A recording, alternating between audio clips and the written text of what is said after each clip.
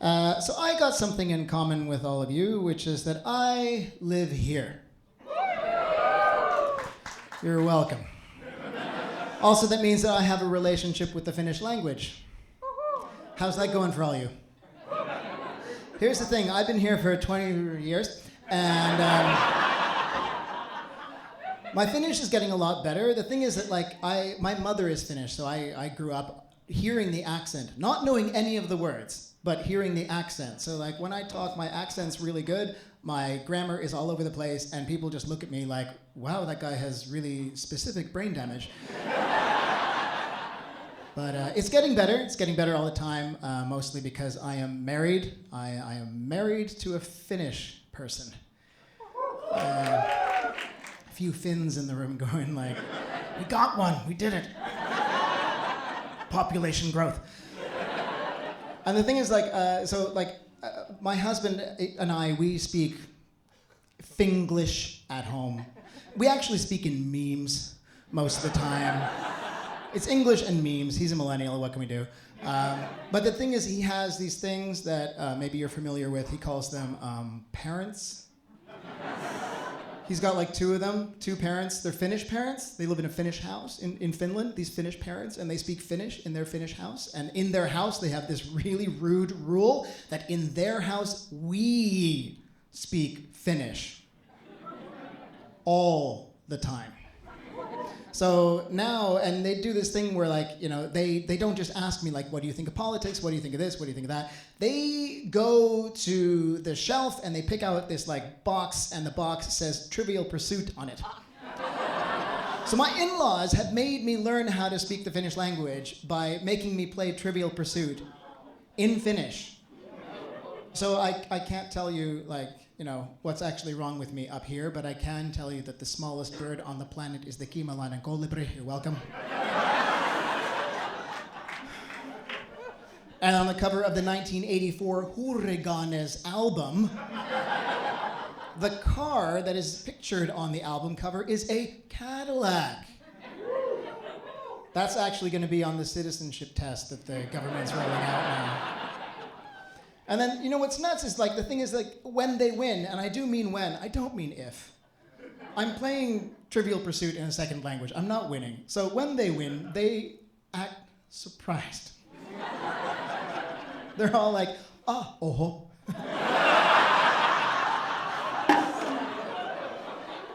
Like, go us, go Finland, hyvä Suomi. I have to make myself feel better by realizing that they've never actually beaten me at Trivial Pursuit. They've only beaten me at Trivial Pursuit. Which is a totally different game. Totally different. I apologize. I usually look a lot more homosexual than this on stage. The problem is I'm going through, like, a real fashion problem right now because I'm not only gay, but I'm also a dad. And that means I have a real fashion kind of conflict going on, because the thing is, there is gay fashion, right? We all know what it looks like. And there is dad fashion, and we all know what that looks like. But the Venn diagram of gay fashion and dad fashion has zero overlap whatsoever.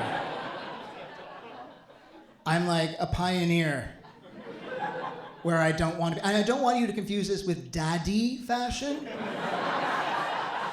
That is an established genre with a long history, okay? Like, if I were to wear, like, just assless chaps and a Tom of Finland hat, and I go to the Central Library and start to read to kids, they will ask me to leave, and I don't think that's homophobia. That's okay.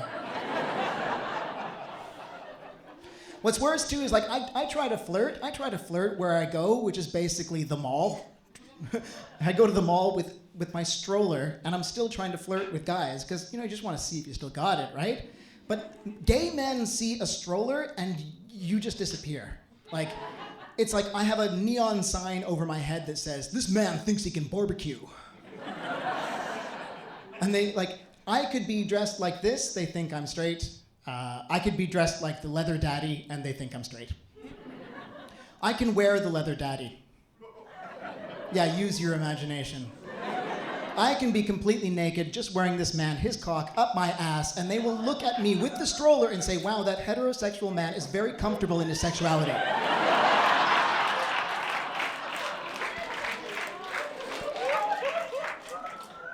It's a mess.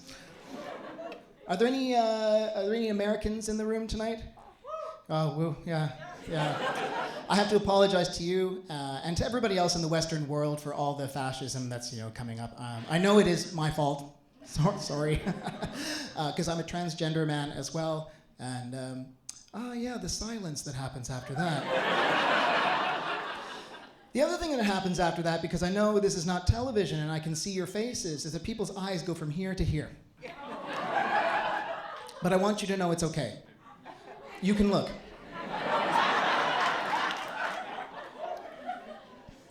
It's all right. I understand you're curious. You need to know what's going on. It's okay.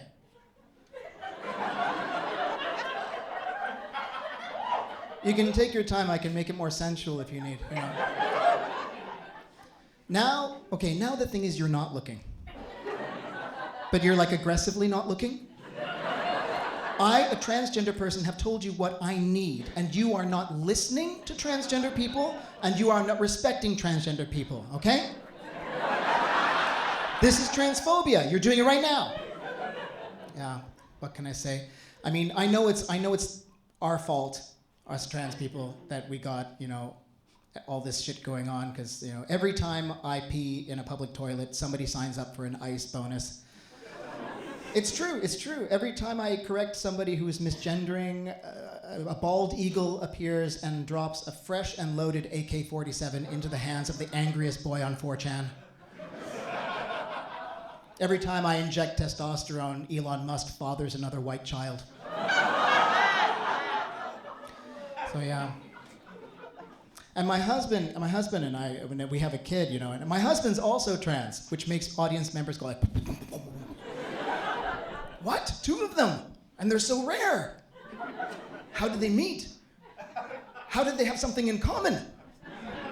Yeah, so we're trans and we're married. We're gay trans married, both of us. We basically summoned Trump.